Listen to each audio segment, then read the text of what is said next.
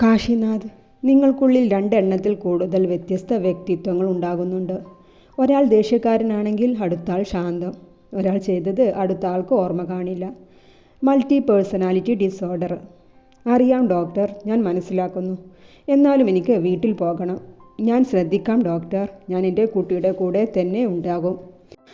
സുനന്ദയ്ക്ക് അവൻ്റെ ദയനീയ അവസ്ഥ കണ്ട് സങ്കടം വരുന്നുണ്ട്.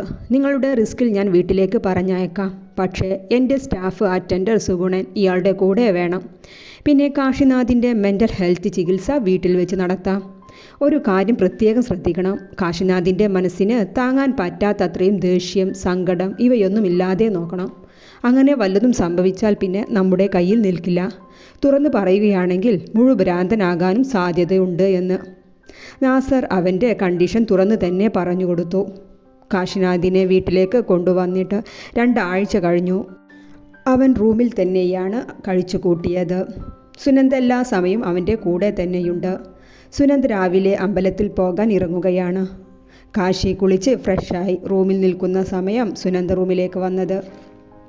സുനന്ദയെ കണ്ടതും കാശി അവരുടെ അടുത്തേക്ക് വന്നു. അമ്മ, അമ്പലത്തിലേക്കാണോ?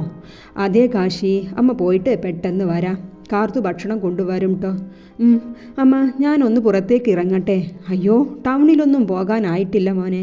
അതല്ല അമ്മ, കോർട്ട്യാർഡിലൊക്കെ ഒന്ന് നടക്കാൻ തോന്നുകയാണ്. ഈ റൂമിൽ തന്നെ ഇരുന്നിട്ട് മടുത്തു. സുഗുണ, കാശിയെയും കൊണ്ട് മുറ്റത്തൊക്കെ ഒന്ന് നടക്കൂ. പ്രത്യേകം ശ്രദ്ധിക്കണം കേട്ടോ സുഗുണ.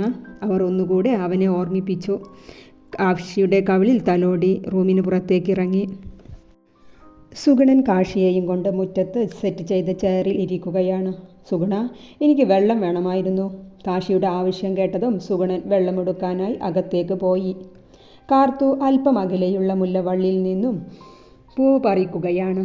അവൾ ദാവണിശീല ഇടുപ്പിൽ കുത്തിയിട്ട് കൈ എത്താത്തിടത്ത് ചാടിയെടുക്കാനും നോക്കുന്നുണ്ട്.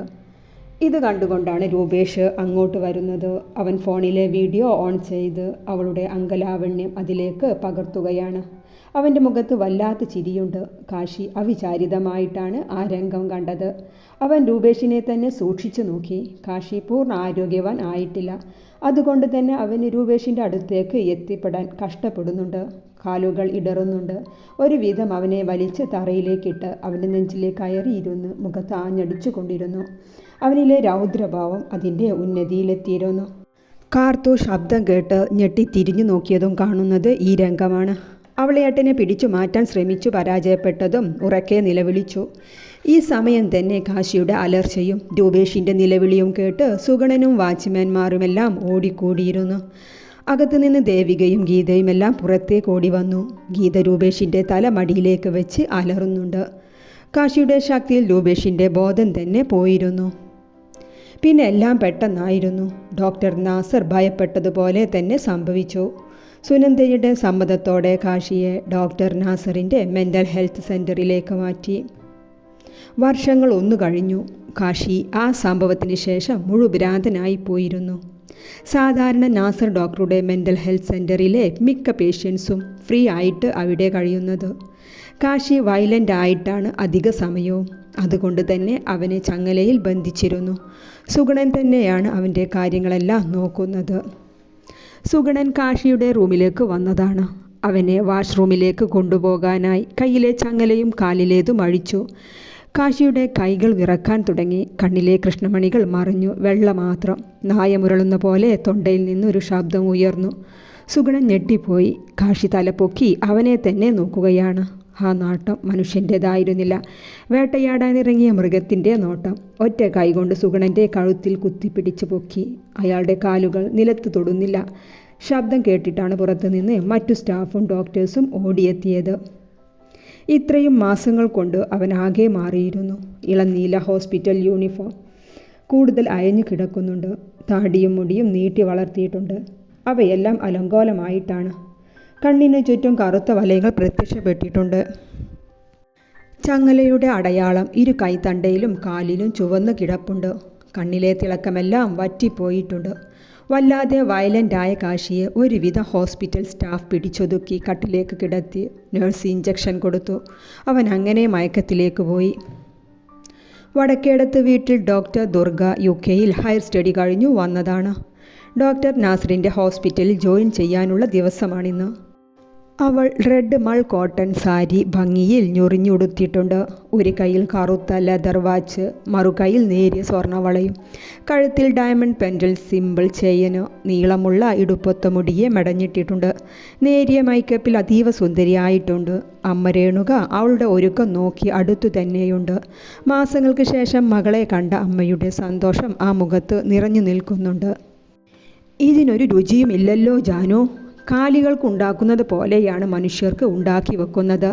ഡൈനിങ് ഹാളിൽ നിന്നും കൗസല്യയുടെ ശബ്ദം ഉയർന്നു കേൾക്കാം. ദുർഗ അമ്മയെ ഒന്ന് നോക്കിയേ. നിന്റെ അപ്പച്ചിക്ക് ഒരു മാറ്റവുമില്ല മോളെ. രേണുക ചിരിയോടെ ആ നോട്ടത്തിന് മറുപടി കൊടുത്തു. എൻ്റെ മോൾ സന്തോഷത്തോടെ ഹോസ്പിറ്റലിൽ പോകൂ. ആളുകൾ കഴിഞ്ഞു പോയതെല്ലാം മറന്നു കാണും. ആര് മറന്നാലും ഞാനൊന്നും മറന്നിട്ടില്ല അമ്മേ. അവൾ അമ്മയുടെ കവിളിലൊന്നും മുത്തി റൂമിന് പുറത്തേക്ക് ഇറങ്ങി. ലിവിംഗ് റൂമിൽ പത്രവും വായിച്ചിരിക്കുന്ന അച്ഛൻ്റെ അടുത്തെത്തി. അവൾ മുട്ടുകുത്തി അച്ഛൻ്റെ കസേരക്കരികിലിരുന്നു. അയാൾ അവളെ കണ്ടതും മുഖം തിരിച്ചു കളയുകയാണ് ചെയ്തത്. അവൾ അച്ഛൻ്റെ കയ്യിനെ കയ്യിലെടുത്ത് ചുണ്ടോടടുപ്പിച്ച് അവിടെ നിന്നും മുത്തശ്ശൻ്റെ റൂമിലേക്കാണ് പോയത്. മുത്തശ്ശൻ്റെ കിച്ചൂട്ട, എങ്ങനെയുണ്ട് അവിടുത്തെ പഠിപ്പ്? കുഴപ്പമില്ല മുത്തശ്ശ.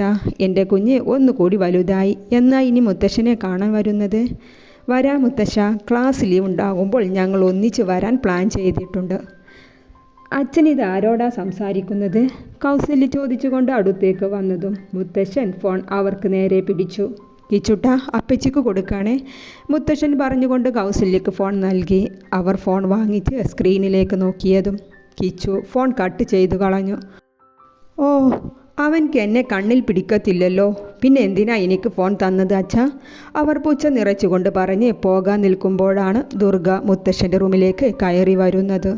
ഓ, ഒരുങ്ങിക്കെട്ടി വന്നിട്ടുണ്ടല്ലോ കൗസല്യ. അവർ പറഞ്ഞു തുടങ്ങാൻ നിന്നതും അച്ഛൻ്റെ വിളി വന്നു. ഞാൻ ഇറങ്ങാണേ മുത്തശ്ശ.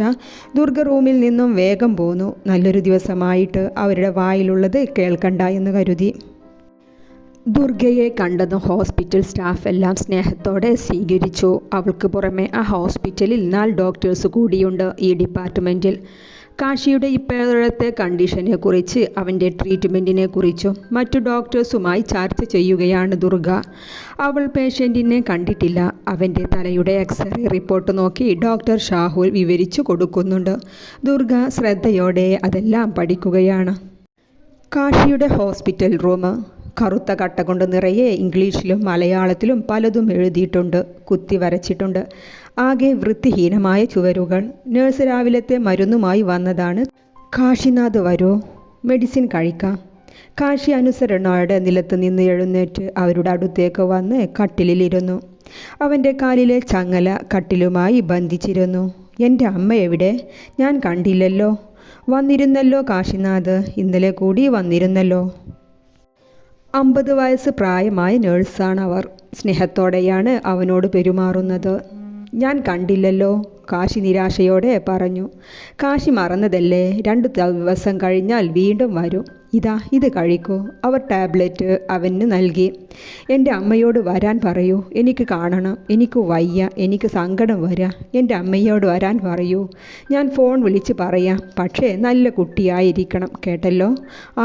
അവൻ കൊച്ചുകുട്ടിയെപ്പോലെ തല നന്നായി ഇളക്കി കാണിച്ചു. ഫോൺ താ, എനിക്ക് ഫോൺ താ, അമ്മയെ വിളിക്കട്ടെ. ഫോൺ എന്ന് കേട്ടതും പിന്നെ ഫോണിനായി അവൻ്റെ ശ്രദ്ധ. എനിക്ക് സംസാരിക്കണം, ഫോൺ താ. ആദ്യം സമാധാനത്തിലാണെങ്കിൽ പിന്നെ അവൻ്റെ ശബ്ദം ഉയർന്നു തുടങ്ങി. നേഴ്സ് ഒന്ന് പതറി. അവൻ അവരുടെ കൈ പിടിച്ച് വലിച്ചു. Doctor, doctor. അവർ കൈ വിടിയിക്കാൻ നോക്കിക്കൊണ്ട് വിളിച്ചു കൂവുകയാണ്. കേട്ടുകൊണ്ട് അവിടെയുണ്ടായിരുന്ന മെയിൽ നേഴ്സ് ഓടി വന്നു. കാശി അവനെ ശക്തിയോടെ പിടിച്ചു തള്ളി. ഡോക്ടർ, കാശിനാഥ് ബഹളം വെക്കുന്നു, വേഗം വരൂ, സ്റ്റാഫ് ഓടി വന്നുകൊണ്ട് പറഞ്ഞു.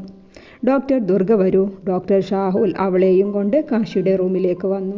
അവൻ നേഴ്സിനോട് തട്ടിക്കേറുകയാണ് അവരുടെ ഫോണിനായി. ഷാഹുൽ അവനെ പിടിച്ചു ഒതുക്കാൻ നോക്കുന്നുണ്ട്. ചിരിഞ്ഞിരുന്ന കാശിയുടെ മുഖം ദുർഗ കണ്ടിരുന്നില്ല. ഡോക്ടർ ഷാഹുലിനെ തട്ടി മാറ്റി തിരിഞ്ഞു നോക്കിയ കാശി ദുർഗയെ കണ്ടതും അത്ഭുതത്തോടെ അവളെ നോക്കി അല്പനേരം നിന്നു. കാശിയെ കണ്ടതും ദുർഗയും ഒന്ന് ഞെട്ടി. കാശിക്ക് പെട്ടെന്ന് അവളിൽ നിന്നുള്ള ശ്രദ്ധയും മാറി. അവൻ വീണ്ടും ബഹളം വെക്കാൻ തുടങ്ങി ഫോണിനായി. Relax, it's okay, calm down. Durga വേഗം അവനെ കൺട്രോളാക്കാൻ അവൻ്റെ അടുത്തേക്ക് വന്നതും കാശിയുടെ കൈകൾ അവളുടെ കഴുത്തിൽ പിടിമുറുക്കി. ദുർഗ ശ്വാസമെടുക്കാനാകാതെ പിടഞ്ഞുപോയി. അപ്പോഴേക്കും നഴ്സ് കാശിക്ക് ഇഞ്ചക്ഷൻ കൊടുത്തു. അവൻ വേച്ച് ബെഡിലേക്ക് വീണുപോയി. ദുർഗ അവനെ തന്നെ നോക്കി നിൽക്കുകയാണ്. കാശിനാഥിൻ്റെ ഈ അവസ്ഥ കണ്ട അന്താളിപ്പ് അവൾക്ക് വിട്ടുമാറിയിട്ടില്ലായിരുന്നു.